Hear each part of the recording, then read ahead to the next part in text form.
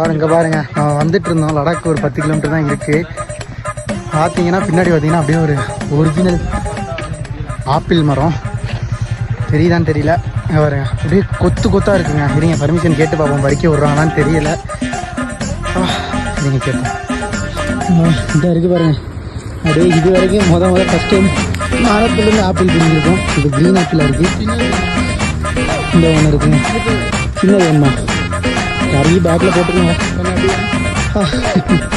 Apple நாங்கள் திருகலை permission கேட்டு தான் பறித்தோம்.